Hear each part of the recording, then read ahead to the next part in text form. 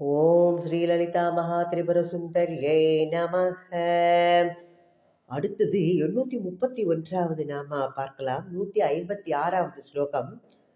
பிராணேஸ்வரி பிராணதாத்ரி பஞ்சாஷட் பீடரூபிணி விஷ்ருங்கலா விவிக்தஸ்தா வீரமாதா வியத் பிரசூஹு. இந்த ஸ்லோகத்துல 7 நாமாக்கள் அடங்கியுள்ளது. 831 முதல் 837 வரை இதை பார்க்கலாம். இப்போ பிராணேஸ்வரி, பிராணேஸ்வரி இந்திரியங்களுக்கு எல்லாம் அதிஷ்டான தேவதை அவள்தான். இப்போ நமக்கு உயிர் தத்துவத்தை இருந்தா தான் நம்மளால உயிர் வாழ முடியும். மூச்சுங்கிறது இருந்தா தானே, பிராணன் இருந்தால் தான் நம்ம வாழ்க்கையே இருக்கு. அப்போ அவை நல்ல முறையில இயங்குவதற்கு அம்பாள் அருள் புரிகின்றாள். அந்த வல்லமைதான் பிராணன். நமக்கு பிராணன் இருந்து உயிர் வாழறதுக்கு என்னெல்லாம் தேவையா இருக்கு? நிலம் இருந்தா அதுல பயிர்கள் எல்லாம் விளைவிக்கிறோம். அதுல இருந்து நெல் சாகுபடி பண்ணி அன்னம் கிடைக்கிறது. தண்ணீர் இருந்தா குடிப்பதற்கு. நெருப்பு நம்மளுக்கு ரொம்ப ஏதாவது ஒரு கதகதப்பை உண்டு பண்ணுவதற்கு. காற்று இருந்தால்தான் மூச்சே விட முடியும். அப்போ இது எல்லாம் இருந்தால்தான் நம்மளால உயிர் வாழ்வதுங்கிறதே முடியும். இந்த பிராணங்கிறது முக்கிய பிராணன், பஞ்ச பிராணன், உப பஞ்ச பிராணன் அப்படிங்கிற தத்துவங்களா இருக்கு. இதற்கெல்லாம் அதிபதியாக ஈஸ்வரியாக இருக்கக்கூடியவள் அன்னை பராசக்தி. அவளால தான் நம்மளால எல்லாமே உயிர் வாழ்வது. அவள் இன்றி ஓர் அணுவும் அசையாது. நம்ம சொல்லுவோம், அவ எல்லா சக்தி கொடுத்தால்தான் நம்ம எல்லாம் நடக்கும், இல்லைன்னா எதுவுமே நடக்காது. அதனால அவள் பிராணேஸ்வரி என்ற நாமாவால அழைக்கப்படுகின்றாள் அம்பாள். அடுத்த நாமா பிராணதாத்ரி, உயிரை வழங்குபவள். நம்மளுக்கு நம்ம எல்லாம் உயிர் வாழறோம் சரீரத்துல.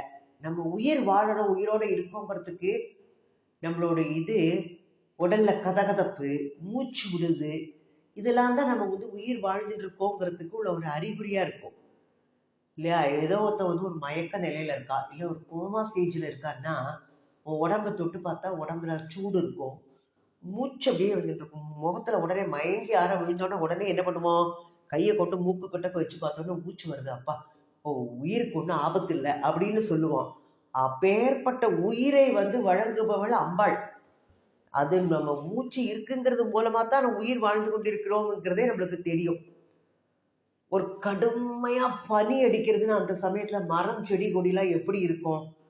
அப்படியே அதோட இலைகள்லாம் ஒரு மாதிரி போய், இந்த கருவேப்பிலை மரத்தை பார்த்தாலே தெரியும், பனி காலத்துல அப்படியே புள்ளி விழுந்து மஞ்சள் ஆகி ஒரு மாதிரி போய் நோய் விழுந்த மாதிரி இலையெல்லாம் கொஞ்ச நாள் கழிச்சா உதுத்து ஒரு மாதிரி மாறிடும். ஆனால் வசந்த காலம் வரும்போது அப்படியே வெறும் இதா இருந்த மரங்கள் எல்லாம் தளிர் விட்டு அப்படியே பூத்து தளிர்த்து அதோட உயிர் தத்துவத்தை வெளிப்படுத்துறது. அதே மாதிரி தான் பனிக்காலத்துக்குள்ள பாம்பு தவளை எல்லாம் பூமிக்குள்ள போய் மறைஞ்சின்றோம். தேரை, கல்லுக்குள்ள தேரை இருக்கு, அதற்கு கூட உயிரை கொடுக்கக்கூடியவள் அன்னை. கல்லினுள் தேரைக்கும் கருப்பை உயிருக்கும் அப்படின்னு சொல்றாள். எதற்கு எல்லாத்தையும் உயிரை கொடுக்கக்கூடியவள் அம்பாள். அவளோட மூலமாகத்தான் உயிர்கள்லாம் ஏங்கி வருகின்றது. அந்த உயிர் தத்துவத்தை ஊட்டி வருவதால் அன்னை பிராணதாத்ரி என்று நாமாவால அழைக்கப்படுகின்றாள். அடுத்த நாமா பஞ்சாஷட் பீட ரூபிணி. பஞ்சாஷட் 51 சக்தி பீடங்கள் இந்த உலகத்துல நம்ம தெரிகிறோம். இந்த சக்தி பீடங்கள் எல்லாம் அந்த ரூபத்துல இருக்கக்கூடியவள் அம்பாள். இது எல்லாருக்கும் தெரிஞ்ச கதைதான். திருப்பி திருப்பி அதே தான் வருது. தட்ச பிரஜாபதி யாகம் பண்ற, சிவனாருக்கு அழைப்பில்லை, பார்வதி தேவியான அந்த சதிக்கு ஒரு ஆசை, அப்பா பண்ற யாகத்துல போய் கலந்துக்கணும்ட்டு சிவனார் மறுப்பு தெரிவித்தும் தான் போய் அந்த யாகத்துல போய் கலந்து கொள்றா. அங்க அம்மாவும் அப்பாவும் இவளை எதுவுமே கண்டுக்கிறது இல்லை, வந்தாயா என்று கூட கேட்க மாட்டேங்கிறா. உடனே அம்பாள் தனக்கு ஏற்பட்ட இதை நீக்கணும் அப்படிங்கிறதுக்காண்டி நெருப்புல குதிச்சு உயிரை விட்டுடுறா. உடனே அவள் யாகசாலையிலேயே அந்த உயிரை விட்டுறதுனால சதிதேவிக்கு ஏற்படுற விபத்தை தெரிஞ்ச உடனே பரமசிவனார் என்ன பண்றார்? யாகசாலைக்கு அந்த சவத்தை தூக்கி தோல்ல போட்டுட்டு அப்படியே தன்னோட அறிவை இழந்தவரா எல்லா இடமும் சுத்தி அலையறாராம். சுத்தி அலையிறது தெரிஞ்சோடனே இதெல்லாம் இந்த சங்கடம் எல்லாம் யார் மூலமா, தேவர்கள் மூலமா மகாவிஷ்ணுவுக்கு தெரியறது. உடனே அவர் என்ன பண்றாரு, அந்த சதி தேவியோட உடலை போய் 51 துண்டுகளா அந்த சவத்தை அப்படியே சிதைத்து கொண்டே போறாராம். ஒவ்வொரு இடமா அவர் போற இடம்லாம் பின்னாலே போய், அப்போ ஒவ்வொரு துண்டு விழுந்த இடத்திலையும் அந்த சக்தி தேவியோட புனித கஷேத்திரமாக அது வடிவெடுக்கிறது. இப்போ ஒவ்வொரு கஷேத்திரத்திலையும் அம்பாளோட மகிமையும் அவளோட சாநித்தியமும் என்னைக்கு இருந்து கொண்டே இருக்கின்றதாம். அதனாலதான் அந்த 51 சக்தி பீடங்கள் அவ்வளவு புனிதமானதாக இருக்கின்றது. இந்த புனித கஷேத்திரத்துக்கெல்லாம் நாம யாத்திரை போயிட்டு வந்தால் அதெல்லாம் அம்பாளுக்கு செய்யற சிறந்த வழிபாடு. 51 கஷேத்திரங்களே 51 அக்ஷரங்கள் அப்படின்னு சொல்லலாம். அதான் அந்த ஓசை வடிவில் இருக்கலாம் அம்பாள். அப்படிப்பட்டவளாகவும் இருக்கின்றாள் என்பதுதான் இந்த தத்துவ மூலமாக இந்த நாம விளக்குகின்றது. அடுத்த நாம விஷ்ணுங்கலா. விஷ்ணுங்கலான கர்ம பந்தம். அதனால அவளுக்கு எந்தவித பாதிப்புமே கிடையாது. அவளுக்கு நம்ம தான் கர்ம பந்தத்துல எல்லாம் எல்லாத்துலயும் சிக்கி தவிச்சுட்டு எல்லாத்துலயும் அகப்பட்டு இருக்கோம். நம்ம இந்த கர்மம் எப்படி வர்றது, இந்த 5 பஞ்சபூதங்கள் இருக்கு.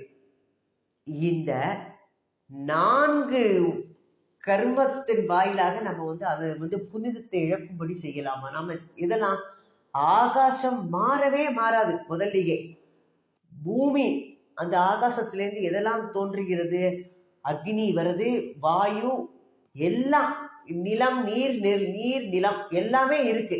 இந்த இதுல வாயு, அக்னி, நீர், நிலம். அப்போ இந்த அக்னிங்கிறது ஏதாவது ஒரு கெட்ட பொருளை போட்டு அதை எரிக்கும் போது அந்த அக்னி தூய்மை கெட்டு போயிடும் இல்லையா? கரியமில வாயு அப்படி அந்த மாதிரி எரிக்கும் போதும் அது அக்னி அதை வேற புகையை கலப்பும், பிளாஸ்டிக் எல்லாம் போட்டு எரிக்கும் போது அதெல்லாம் உடலுக்கு கெடுதல் இல்லையா? அப்ப அக்னியும் அது தூய்மையை இழக்கிறது. காற்று அந்த வாயு அதை கலக்கிறதுனால அதுவும் இதாருது. பிணத்தை எல்லாம் போட்டு எரிக்கும் போது அப்போ அது ஒரு வாசனையினால அதுவும் கெட்டு போறது, அந்த காற்றும் மாசுபடுகிறது. நீர்ல எதையாவது அசிங்கத்தை போட்டு சேரை போட்டு கலக்கினா சேறு படிஞ்சுதான் நீரும் தூய்மையை இழக்கின்றது. இந்த பூமியில வேற விதமான அசிங்கங்கள்லாம் பண்றா, அது மூலமாக பூமியும் தூய்மையை இழந்து போகிறது. அப்போ இந்த 4ம் தூய்மை இழந்து போறதுக்கு சான்ஸ் இருக்கு. ஆனா ஆகாயம் எதுனாலையுமே அது தூய்மையை இழக்கவே இழக்காது. அதை எந்த விதத்திலும் நம்மளோட அந்த புனிதத்தை நம்ம கெடுக்க முடியாது. அப்போ அது ஜட ஆகாசம். ஆனா அப்பேற்பட்ட ஆகாசத்தையே அப்படி நம்மளால ஒன்றும் செய்ய முடியாதுன்னா அதை தோற்றுவித்தோள் அம்பாள். அவள் சிதாகாசமாக இருக்கின்றாள். அப்பேற்பட்ட அந்த சிதாகாசத்துல இருக்கின்ற அம்பாளை யாரு எந்த கர்மத்தின் வாயிலாக அவளை நம்ம புனிதத்தை இழக்க செய்ய முடியும்? அவளோட அதனால அந்த கர்ம பந்தம்ங்கிறதே அவளுக்கு வராது. இந்த பாவம் புண்ணியம் இந்த 2 கர்மாக்களும் அவளை எந்த விதத்திலும் ஒன்றும் செய்யாது, அவளை தாக்கவே செய்யாது. பரம்பொருளை நம்ம வழிபாடு செய்பவர்களுக்கே இந்த 2 வினைகளாலும் பாதிப்பு வருவதில்லை என்றால் அப்பேற்பட்ட அம்பாள் கர்ம அதீதத்துல இருக்கா. அவளை யாரா எந்த கர்மத்தால கட்டுப்படுத்த முடியும்? முடியவே முடியாது. இதனால விஷ்ணுங்கலா, கர்ம பந்தம் எதினாலும் பாதிக்கப்படாதவள். அடுத்த நாம விவிக்தஸ்தா. விவிக்தஸ்தா அப்படின்னா ஜனங்கள் இல்லாத இடத்தில் இருப்பவள் அப்படின்னா என்னது? நம்ம சொல்லி வச்சிருக்கா, இனிது இனிது ஏகாந்தம் இனிது அப்படின்னு சொல்றா. ஆனா நம்மளாம் எப்படி இருக்கோம்?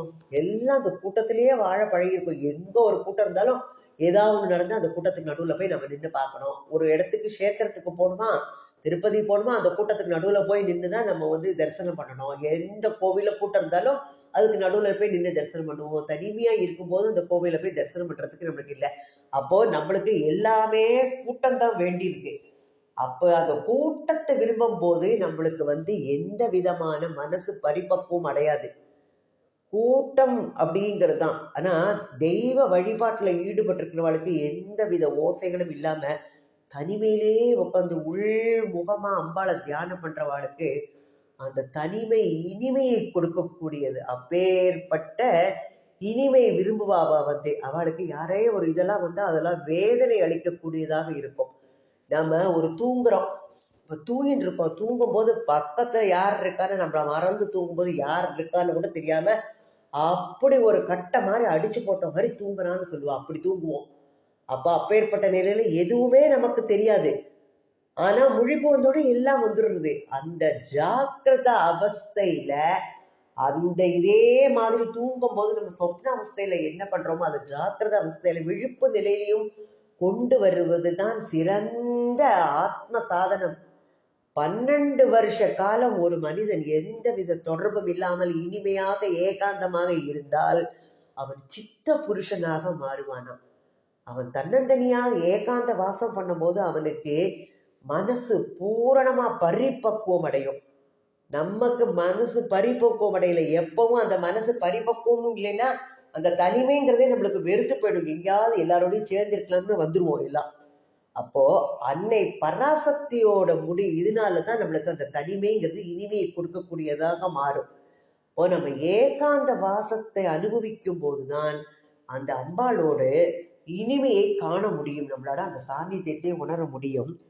அடுத்த நாமா வீர மாதா, 836வது நாமா. அது வீரர்களுக்கு அன்னையாக இருப்பவள் அம்பாள்.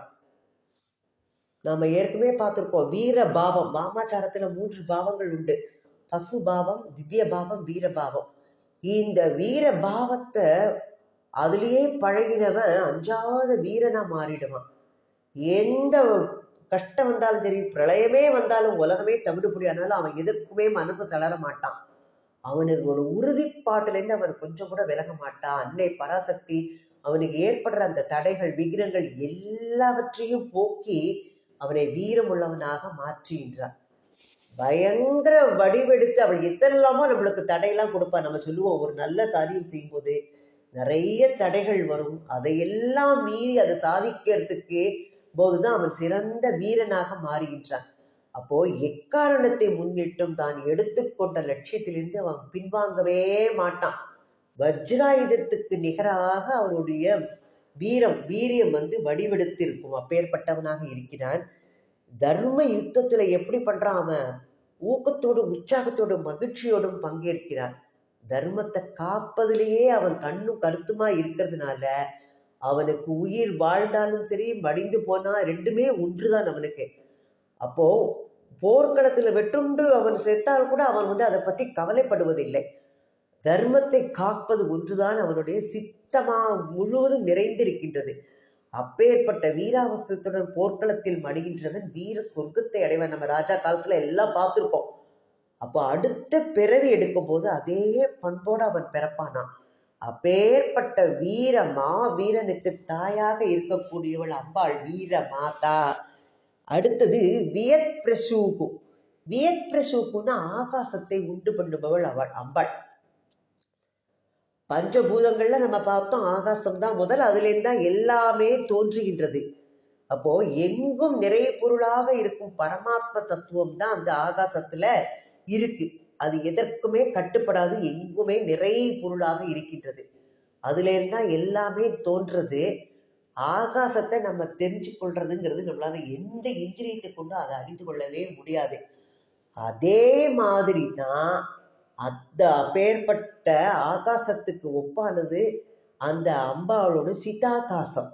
ஆகாசம் ஜடப்பொருள்.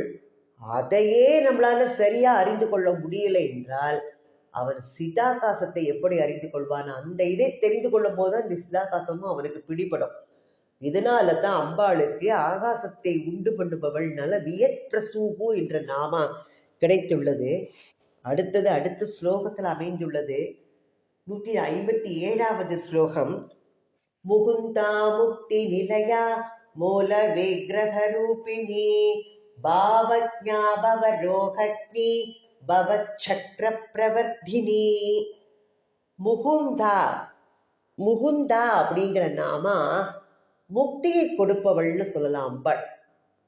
இன்னொன்னு என்ன சொல்லுனா மகாவிஷ்ணுவின் சகோதரி முகுந்தா. முக்தியை கொடுப்பவள்னா அம்பாள் நம்மளுக்கு வந்து இந்த பந்த பாசம் எல்லாம் இருக்கு. அந்த பந்த பாசத்தை நம்ம விட்டு ஒழிக்கணும்னா மனசு பக்குவம் அடையணும், இந்த எல்லா இந்திரியங்களையும் கட்டுப்படுத்தணும். எப்படி ஒரு மரம் இருக்கு, அதுல பூக்கிறது, அடுத்தது காய் வருது, காய் வரும்போது அந்த பிஞ்சுகள்லாம் வடிவெடுக்கும் இல்லையா, அந்த பிஞ்சுகளை மரத்தோட காம்பு என்ன பண்ணும், அப்படியே பற்றி பிடித்து கொண்டிருக்கும். அந்த பிஞ்சுகள்லாம் கொஞ்சம் கொஞ்சமா பெருசாகி அது காயாகி பெரிய காயாகி பக்குவமாகும் போது அவைகளை பற்றி கொண்டிருக்கின்ற இந்த காம்பும் தளர்ச்சி விடும்.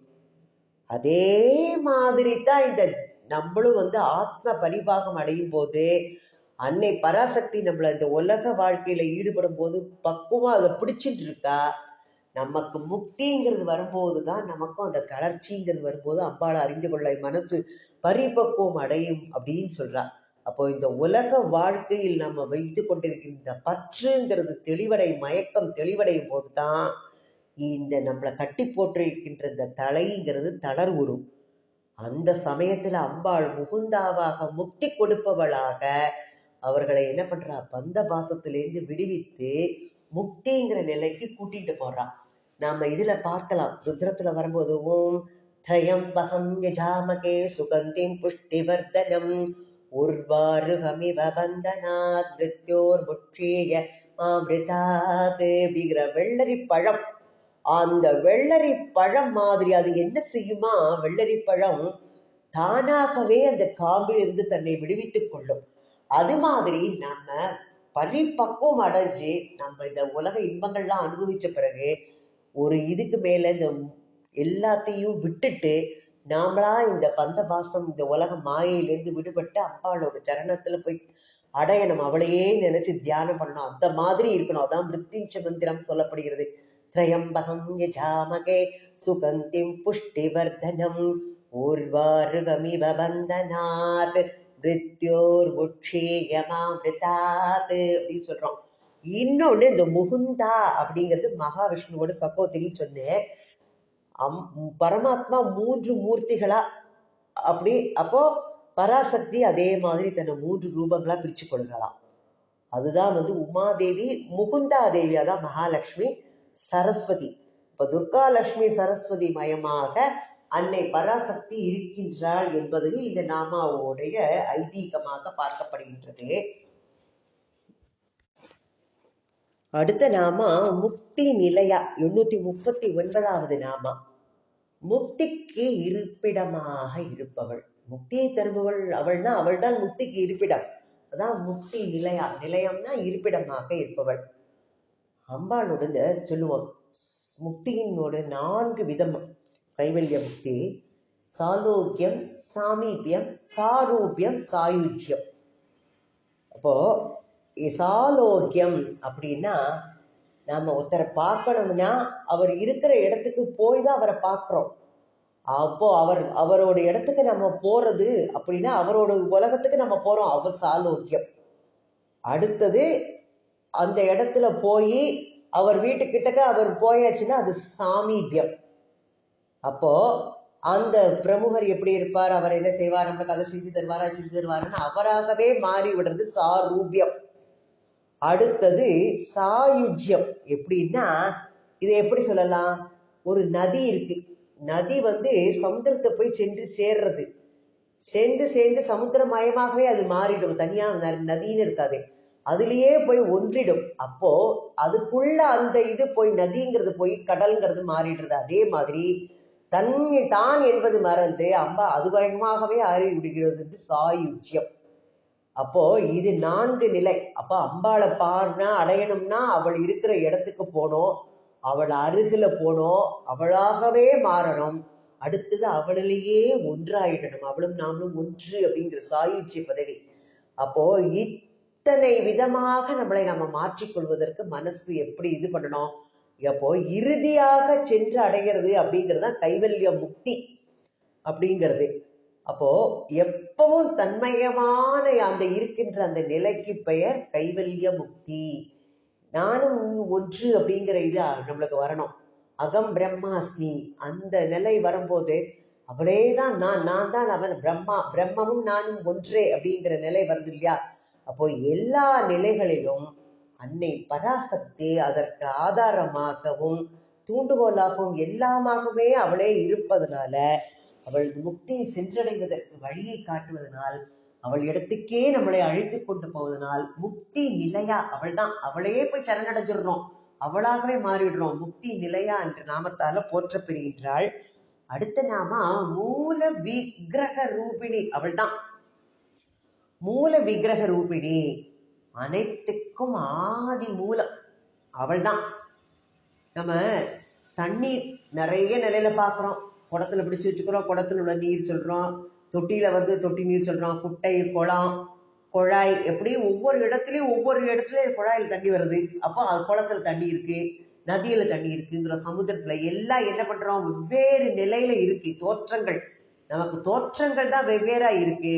ஆனா இந்த மழை எங்க போய் கடைசியில கடல்ல போய் கலந்துரும். அப்போ இந்த கடல்ல இருந்து அது என்ன செய்யும், ஆவியா போய் வானத்துல போய் வெவ்வேறு விதமான அந்த மேகங்கள் எப்படி சஞ்சரிச்சு மழையா திருப்பி பொழியறது. அப்போ நீர் வகைகள்ல இத்தனை பிரிவு இருந்தாலும் அதற்கு மூல விக்கிரகம் எது? கடல். கடல்ல இருந்து தான் எல்லாமே, நீரெல்லாம் அங்க போய் தான் நதி எல்லாம் சேர்றது, தண்ணீர் எல்லாம் கடைசியில அங்கேருந்தே ஆவியாகி திருப்பி அங்கேயே இதாயிடுறது.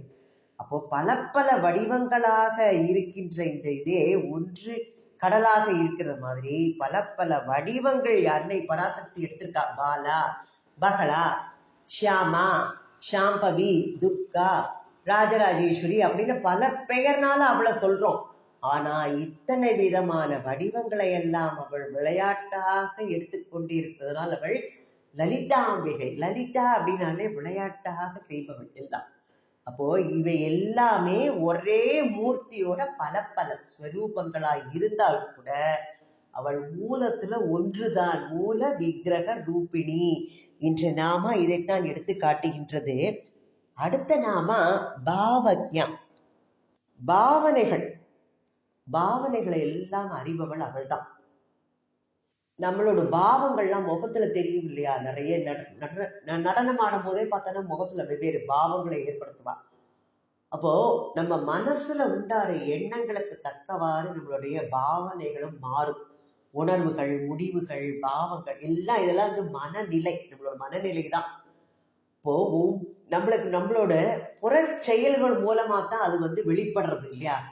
இப்ப மனிதனுக்கு பேசுறது, அதனால அவனோட அந்த பாவனை, கோபமா பேசுவான், சாந்தமா பேசுவான், சிரிப்பா பேசுவான், அதுல இருந்து அவனோட மனநிலை தெரியும். அந்த நாய் வந்து குறைக்கிறது, கழுத கத்துறது, குதிரை கனைக்கிறது, எல்லாம் ஒவ்வொரு ஜீவனுக்கும் அவ செய்கின்ற செயல்கள் எல்லாம் அந்தந்த ஜீவனுடைய ஒவ்வொரு பாவமா இருக்கு. அதுதான் அந்த பாவங்களுக்கு எடுத்துக்காட்டாக இருக்கு. அப்போ இந்த பாவங்கள் எல்லாம் வந்து செயலாக வடிவெடுக்கும் போது அது ஸ்வதர்மம். அப்போ இந்த உலகத்துல நாம என்னெல்லாம் இது வச்சுட்டு இருந்தா கூட நம்மளோட மனசை எல்லாம் ஒடுக்கி அம்பாளோட வழிபாட்டிலேயே நம்மளோட கருத்தை செலுத்தும் போது அப்ப அவனுடைய பாவம் எப்படி மாறுது? தெய்வீக பாவனையாக மாறுகின்றது. அப்ப அன்னை பராசக்திக்கு ரொம்ப சந்தோஷம் ஏற்படுறது. அப்போ அவ என்ன பண்றான், அந்த அவனுக்கு தெய்வீகத்துல பற்று வரும்போது அதை மேலும் வந்து ஆழப்படுத்தி அனுகிரகம் பண்றா அம்பாள். அந்த உயிர் வகைகள், நம்ம எல்லா உயிர் வகைகளோட பாவனைகளையும் அன்னை பராசக்தி அறிந்து கொண்டு இருக்கின்றாள். அதனால அவள் பாவஜ்ஞா. அது அவள் மூலமாகத்தான் எல்லாமே. அவளுக்கு தெரியாததே இல்லை, அறியாதது ஒன்றுமே இல்லை. எல்லா பாவங்களும் அவளுக்கு அறிவாள், பாவஜ்ஞா. அடுத்தது பவரோகக்ஞி. பவ, இந்த பிறவி பிணி, இந்த ரோகம், இது பவம்ங்கிறது இந்த ரோகம் தான். அதையெல்லாம் அவ வந்து அகற்றுபவள். நம்ம எப்படி இருக்கோம், பல கோடி ஜீவர்கள், 84,000 மில்லியன் ஜீவர்கள், கோடி அவ்வளவு பேர் இருக்கா இந்த உலகத்துல. அப்போ இந்த உடல் எடுத்து உலக வாழ்வுல எல்லாம் நாம இங்கேயே இருக்கணும்னு நினைக்கிறோம். எண்ணிக்கையில் அடங்காத பிறவி எடுக்கிறோம். நம்ம எல்லாம் என்ன பண்றோம், கொஞ்சம் கொஞ்சமா. இதுல சொல்லுவார் மாணிக்க வாசகர் திருவாசகத்துல, புல்லாய் பூடாய் பல்விருகமாய், எப்படி எதெல்லாம் மாறுறோம், ஒவ்வொன்றா மாறுறோம். மரம், செடி, கொடி, அப்புறம் சின்னதுல கல்லா இருக்கும், கல்லு போறோம், அதுக்கப்புறம் புல்லா வரும், ஒவ்வொன்று நிலைக்கும் மேல்நிலைக்கு போயிட்டே இருக்கும். அப்போ இந்த பிறவிகள்ல உயர்ந்த நிலைங்கிறது எது? மானிட பிறவி. அரிது அரிது மானிடராய் பிறத்தல் அரிது. ஆனா நாம என்ன பண்றோம்? இந்த மனித பிறவி எடுத்தோடனே இதுல பற்று வைக்கிறோம். நம்மளோட திருப்பி திருப்பி ஆசைப்பட்டு மாய உலகத்துல உழண்டு உழண்டு உழண்டு திருப்பி திருப்பி பிறவி எடுத்துட்டே இருக்கோம். அப்போ நம்ம இன்பத்தை அடையணும் அப்படின்ட்டு அதற்காண்டி எல்லா முயற்சியும் பண்ணி இது சாஸ்வதம் நினைச்சுட்டு இந்த உலக வாழ்க்கையிலேயே பற்று வச்சு அதுலயே மூழ்கி இருக்கோம். அப்போ துன்பம்ங்கிறது வரும்போது உடனே நம்ம சோர்ந்து போய்டுறோம். துன்பம் இல்லாம இந்த உலக வாழ்க்கை இல்லை. துன்பம் கலவாத இன்பம்ங்கிறது இந்த மண்ணுலகத்தில் கிடையவே கிடையாது. இது நம்மளுக்கு கொஞ்ச நாள் ஆகும். முதல்ல இன்பமா இருக்கும், துன்பம்ங்கிறது வராத போது நம்மள அனுபவிச்சுட்டு இருக்கோம், நினைச்சுட்டு இருக்கோம். துன்பம் வரும்போதுதான் கொஞ்சம் கொஞ்சமா பட்டு பட்டு தான் நம்மளுக்கு பட்டறிவு பெறுவோம் நம்ம. அப்போ இங்க எப்பவும் என்னன்னா இது துன்ப நிலைதான். எப்பவும் இன்பம்ங்கிறது கொஞ்சம் தான். ஏதோ ஒரு விதத்துல கஷ்டப்பட்டுட்டே இருந்து அப்படியே உலக பற்று வச்சு அப்படியே போயிட்டு இருக்கு. இப்போ மனசுல அந்த பரிபக்குவம் அடையும் போதுதான் அன்னை கிட்ட நீ பிறவா வரம் தாரும் பெம்மானே அப்படின்னு வேண்டுறோம். அப்படியே பிறந்துட்டாலும் உன்னை மறவாத வரம் கொண்டு வேண்டிக்கிறோம் நம்ம. அப்போ மனசு பரிபக்குவம் அடையும் போதுதான் நம்ம பிறவா வரம் தாரும்னு வேண்டிக்கிறோம். இனி பிறவியே வேண்டாம்னு நம்ம பிரார்த்தனை பண்றோம். அப்பேற்பட்ட மனசு பரிபக்குவம் அடையும் போதுதான் பிறவி பிடியில் இருந்து விடுவித்து தன்னுடைய நிஜ நிலையில் அம்பாள் ஒன்றுபடுத்திக் கொள்கிறாள். நம்ம அந்த கோட்பாடுதான் இந்த நாமாவில பவலோகக்னிங்கிறது. அடுத்தது பவச்சக்கர பிரவர்த்தினி. பவச்சக்கரம், இந்த பிறவி சக்கரத்தை சுற்றி வைக்கக்கூடியவள் அவளை நம்மள படைச்சு இந்த உலகங்கிற நாடக மேடையில ஆட விடவள் அவள் தானே லலிதா. விளையாட்டாக நம்மளை படைச்சு எல்லாத்தையும் அனுபவிக்க வைக்கிறா. அந்த உலகத்துல பிறவி சக்கரத்துல சுழல வைக்கிறா. இந்த சக்கரத்தை சுழற்றுபவளே அவள் தான். நம்ம பற்று நீங்கினாதான் பிறவியை பிணின்னு நம்ம உணர முடியும். ஆனா நம்ம எல்லாரும் அதை உணர்றோமானா இல்லை. யாரோ ஒருத்தருக்கு கிடைக்கிறது இந்த இதுலேருந்து நம்ம மீண்டு போகணும் அப்படின்னு நினைக்கிறா. அப்போ அப்படி அடையிற வாழ்வு சில பேர் தான் அந்த பூரண நிலையை அடைய முடியும். நம்ம தாவரங்கள் இருக்கும், ஜங்கமங்கள் எல்லாமே உலகத்துல பற்று வச்சுட்டு இருக்கு. ஒரு செடி வந்தாலும் அது உலகத்துல அதை என்ன பண்ணோம், அப்படியே நிலத்துல ஊன்றி வளர்ந்து பூத்து காய்ச்சி எல்லாம் செய்யணுமே, அதுவும் பற்று வச்சுட்டு இருக்கு. அப்போ நம்மளும் இந்த இதுலயே பற்று வச்சுட்டு இருக்கோம். எல்லாமே இந்த வையக வாழ்க்கை இதுலதான் ஆழ்ந்து பற்று வச்சு அப்படியே பிடிச்சிட்டு இருக்கோம். நம்ம அதை பிடிச்சிட்டு இருக்கோம். நம்ம அதை உதற முடியலை நம்மளால. அந்த பற்றுதல் நிறைவேறுவதற்கு தான் நம்ம எத்தனை ஆசைகள் எப்படியாவது நிறைவேற்றிக்கிறதுக்கு முயற்சி பண்ணிட்டே இருக்கோம். ஒரு ஆசை முடிஞ்சிருச்சுன்னா அடுத்த ஆசை உடனே. அப்போ அது ஆசைகள் உருவெடுக்கிறது, அது நிறைவேறப்பெறுவது எல்லாம் தான் அந்த பவச்சக்கரம். அப்போ இந்த சக்கரத்தை அன்னை பராசக்தி ஒழுங்கா அப்படி சுழற்றி கொண்டே இருக்கின்றாளாம். அதனால தான் நம்மளுக்கு இந்த பிரபஞ்ச வாழ்க்கைங்கிறது நல்ல விதத்திலே இயங்கிட்டு இருக்கு. அதனால ராமகிருஷ்ண பரமஹம்சர் இதை எப்படி சொல்றாருன்னா, ஒரு தாய் ஒரு பொம்மையை கொடுக்குறா குழந்தைகிட்ட. அந்த குழந்தை அந்த பொம்மையை வச்சு விளையாடிட்டு இருக்கு. அது கொஞ்ச நாள் விளையாடிட்டே இருக்கும். உடனே அது என்ன பண்ணும், அந்த விளையாட்டு போர் அடிச்சிடும். அந்த பொம்மை விளையாட்டு அதை பார்த்து பார்த்து உடனே அதெல்லாம் தூக்கி இப்படி வீட்டுடும். உடனே அம்மாவை கூப்பிடும். அம்மாவை கூப்பிட்டு அழைக்கும். அப்போ அது அதுக்கு போர் அடிக்கிறது. இந்த நிலை தான் நம்மளோட வாழ்க்கை. பவச்சக்கரம்ங்கிறது இந்த விளையாட்டுக்கு நிகரானது அப்படிங்கிற. இப்போ நம்ம எந்த இதுல விளையாடிட்டே இருப்போம், அந்த விளையாட்டு சலிக்கும் போது அன்னையை சென்று நம்ம சரணடைகின்றோம். அதனால இந்த பவச்சக்கரம் அப்படிங்கிறது கவர்ச்சியா நம்மளை மாயையினால இழுத்து அப்படியே இங்கேயே ஆழமா பற்று கொள்ள வச்சிருக்கு. ஆதி அந்தம் இல்லாத அன்னை பராசக்தியோட அருளால இதையெல்லாம் இனிதாக நிறைவேற்றப்படுகின்றது. இந்த பவச்சக்கரத்துல உயிர்கள் அனைத்தும் அப்படியே சுழன்று வருகின்றது, இன்புற்று வாழ்ந்து வருகிறதுக்கு காரணம் அவள் அந்த பவச்சக்கரத்தை இயக்குவதுதான் பவச்சக்கர பிரவர்த்தினி என்கிற நாமா. அடுத்த ஸ்லோகத்துல அமைந்திருக்கின்றது. அடுத்தது 158வது ஸ்லோகம். சந்தசாரா சாஸ்திரசாரா மந்திரசாரா தலோதரி உதார கீர்த்தி உத்தாம வைபவாவன்ற ரூபிணி. 844வது நாமா சந்தசாரா.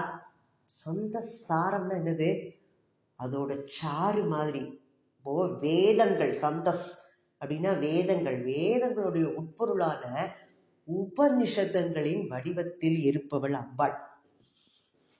இந்த வேதங்கள் அப்படின்னு ஒரு மரம், விருட்சம்னு வச்சுட்டா அதுல உபநிஷதங்கள்லாம் கனி, பழம் மாதிரி அதெல்லாம்.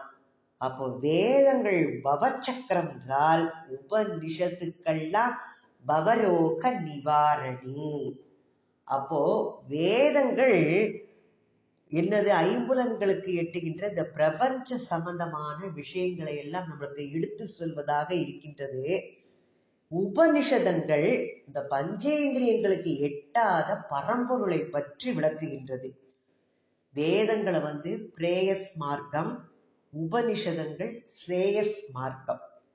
அப்போ இந்த பிரேயஸ்ல பக்குவம் அடைந்தால்தான் ஸ்ரேயஸுக்கு தகுதி அடைய முடியும். நாம இப்போ ஒரு மரத்துல ஒரு பிஞ்சு தோன்றது, அது காயாருது, அப்புறம் கனியாகி தான் மரத்தை விட்டு பிரியும். அப்போ அது மாதிரி அப்ப அந்த பக்குவம் அடையும் வரை அது மரத்திலேயே தான் இருக்கும். அதே மாதிரி அதுதான் அந்த பிரேயஸ் மார்க்கம். நம்ம அது வரைக்கும் அந்த பக்குவம் வர வரைக்கும் அந்த பிரேயஸ் மார்க்கத்துல தான் நாம ஈடுபட்டு அதிலேயே பயிற்சி பெறுறோம். அதன் பிறகுதான் நம்ம அந்த ஸ்ரேயஸ் மார்க்கம் உபநிஷதங்களை அறிஞ்சு அதுல பிரவேசிக்கிறோம். அப்படி இந்த இரண்டு மார்க்கங்களுக்கும் அன்னை பராசக்தி தான் இருப்பிடமாக இருக்கின்றாள். அதனாலதான் சந்தசாரா இந்த நாமாவால அவள் அழைக்கப்படுகின்றாள். இந்த கோட்பாடுதான் இந்த மந்திரத்துல அடங்கியுள்ளது, இந்த நாமாவில். அடுத்தது சாஸ்திரசாரா. சந்தஸ் சொல்லியாச்சு, அடுத்தது சாஸ்திரங்கள். சாஸ்திரம் தான் நூல்கள் இருக்கு இல்லையா, அந்த சாஸ்திரங்கள் அதோட உட்பொருளாக இருப்பவள் அவள் தான் அம்பாள். அப்போ சாஸ்திரம் அப்படின்னா என்னது? நிறைய ஞானிகள் இருப்பா இல்லையா, அவளால அமைத்து அவள் பெற்ற இதை வச்சு ஒரு கருத்துக்கள்லாம் வச்சு ஒரு நூல் வடிவில் ஏற்றி வச்சிருக்கா. அதுல என்ன சொல்லியிருக்கு? இதை செய், இதை செய்யாதே அப்படிங்கிறது சொல்லப்பட்டிருக்கு. அப்போ செய்ய வேண்டியதை செய்தோம்னா நம்ம மேன்மை அடைந்தவனாக ஆகலாம். செய்யத்தகாத செயல் இருந்து நம்ம விலகியே இருக்கணும். அப்ப நம்ம மேன்மை அடைய முடியும். அன்னை பராசக்தி இத்தகைய சாஸ்திரத்தின் சாரமாக அமைந்துள்ளாளாம். அப்ப அன்னையை நம்ம சென்று தியானம் பண்ணி சரணடையும் போது சாஸ்திரங்களோட உட்கருத்துக்கள் அவர்களுக்கு தன்னாகவே தாமாகவே விளங்கும். ராமகிருஷ்ண பரமஹம்சர் சொல்லியிருப்பார், தாயே உன் மகிமைகளை அறிந்து கொள்ள நான் சாஸ்திரங்களை நாடி போகேன், பிறர் சொல்லையும் கேட்க மாட்டேன். உன் மகிமைகளை எல்லாம் நீயே எனக்கு விளக்கி அருள வேண்டும் அம்மா. உன்னை முற்றிலும் நான் சரணடைந்திருக்கேன், என்னை கைவிட்டு விடாதே அப்படின்னு அம்பாள்கிட்ட பிரார்த்தனை பண்ணி அவ கதியே சரணாகதி அடைஞ்சிடுறார். இப்படி அவர் மனசுல திரிகரண சுத்தியோட அம்பாளையே சரணடைந்து பிரார்த்தனை பண்ணும்போது அவருக்கு சாஸ்திரமே கற்காம அவரே சாஸ்திரத்தோடு சாரமா விளங்குகினாராம், மேலோங்கி போயினாராம். அதே மாதிரி தான் அப்ப அவர் சொன்னது செய்தது எல்லாமே மற்றவர்களுக்கு சாஸ்திரமா அமைஞ்சிருது. இப்ப அன்னையை சரண் புகுந்தால் நம்ம சாஸ்திரத்தின் சாரத்தை அறிந்து கொண்டதற்கு ஒப்பாக மாறுகின்றது. அது அம்பிகையை சரண் புகுந்தால் அதிக வரம் பெறலாம் பாரதியார். அதே மாதிரி அம்பிகையே சரண் புகுந்து நாடினோம்னா அந்த சாஸ்திரங்கள் எல்லாம் நமக்கு தன்னால விளக்கமாகும் அப்படிங்கிறதா சாஸ்திர சாரா. அடுத்தது மந்திர சாரா, மந்திரத்தோட சாரம். ஒவ்வொரு நாமாவுக்கும் ஒவ்வொரு உட்கருத்து. நம்ம எத்தனை நாமாக்கள் இப்ப பார்த்துட்டே இருக்கோம், எவ்வளவு ஆழமா அர்த்தம் நிறைந்ததாக இருக்கின்றது. இதையே நம்ம உணர்ந்து கொள்ளும் போதே அது சிறந்த வழிபாடு. சிவபெருமான் என்ன சொல்லியிருப்ப சிவபுராணத்துல, சொல்லிய பாட்டின் பொருள் உணர்ந்து சொல்பவர் தான் சிவலோகம் அடைய முடியுங்கிற. சொல்லிய பாட்டின் உட்பொருளை உணர்ந்து சொல்பவர்கள் சிவ சாயுஜ்யத்தை அடைவார்கள் அப்படின்னு சொல்லியிருக்கா. அப்போ அன்னையோட நாமங்கள் நம்ம நிறைய தெரிஞ்சுக்கிறது இது இல்லை, அதை உணர்ந்து அதோட பொருளை எல்லாம் அறிந்து கொள்ளும் போதுதான் நம்மளுக்கு மனசுல இந்த ஒரு பக்குவங்கிறது வரும். அப்போ ஒரு சின்ன விதைங்கிறது முளைத்து பெரிய மரமாகும் போது அது எத்தனை வகையில இருக்கு இல்லையா? இப்ப கிளைகள் அதுல இருக்கு, தளிர் விடுறது, பூக்கிறது, காய்க்கிறது, கனி கொடுக்கறது. அப்பே மாதிரி தான் மந்திரம் அப்படிங்கிறது என்னதுன்னா, ஒரு விதை எப்படி பற்றி பெரிய விருட்சமா வளர்றது மாதிரி அந்த மந்திரம் சின்ன இதா இருக்கிறது நம்ம மனசுல புகுந்து அப்படியே விருட்சமா மாறி உறுதி தெளிவை கொடுக்குமா. இப்போ மந்திர ஸ்வரூபமா இருக்கின்ற தெய்வத்தோட விபூதி அனுபூதி நம்மளுக்கு எல்லாம் கிடைக்கிறாப்புல ஆகிறது. இப்ப ராம அப்படிங்கிற மந்திரத்தை யாரு சாதாரணமா வால்மீகி, அவர் மகரிஷியா, திருடனா இருந்தவர் மகரிஷியா, வால்மீகி மகரிஷியாக மேலோங்கிறார். ராம அப்படிங்கிற நாமத்தோட தத்துவத்தை அவர் அப்படியே நன்னா புரிஞ்சுட்டு ஒரு ராமாயணம்ங்கிற ஒரு காவியத்தையே எடுத்திருக்கார். அவர் அவரோட இது மூலமா ராமாயணம் உருவாகியிருக்கு. அப்போ மந்திரம் மந்திரம் அப்படிங்கிறது ஓங்காரம், அது பிரபஞ்சம், பிரபஞ்சம் ஓங்காரம் பொருள் அதுதான். அப்போ பிரணவம்ங்கிறது என்னதுன்னா ஆ ஊ மா சொல்றோம், அதே கொஞ்சம் மாற்றி அமைத்தா ஊ, அதுல என்ன இருக்கு, ஊ ஆ மா அப்படி இருக்கு. அப்போ உமா அப்படிங்கிற இது சக்தி பிரணவம் இது. அப்போ இந்த சக்தி பிரணவத்தை நம்ம உச்சாரணம் பண்ணும் போது அம்பாள நம்ம அப்படியே பிரார்த்தனை பண்ணி அவளுக்கே சொந்தமா மாறிடுவோமா. நம்ம பஞ்சாட்சர மந்திரம் ஓம் நம சிவாய, அஷ்டாட்சர மந்திரம் ஓம் நமோ நாராயணா, இதெல்லாம் நமக்கு ஏற்ற பீஜங்கள், அதாவது இதான் வித்துக்கள் சொல்றோம். இப்ப ஏதோ ஒரு மந்திரத்தை நாம உறுதியா ஊக்கத்தோட அதே ஆயுட்காலம் முல்லா உச்சரிச்சுட்டு வந்தோம்னா அந்த மந்திரத்தோட சாரமாக இருக்கின்ற தெய்வத்துக்கே நம்ம உரியவனா மாறிடுவோம். அப்போ அவர்கள் நாடுகின்றவர்களோட நாட்டத்துக்கு விருப்பத்துக்கு ஏற்றவாறு அவ அந்த தெய்வீக நிலையை அடைவார்கள். இதுதான் இந்த மந்திரத்தோட கோட்பாடு, மந்திரசாரா, இந்த நாமத்தோட கோட்பாடு மந்திரசாரா என்று நாமா.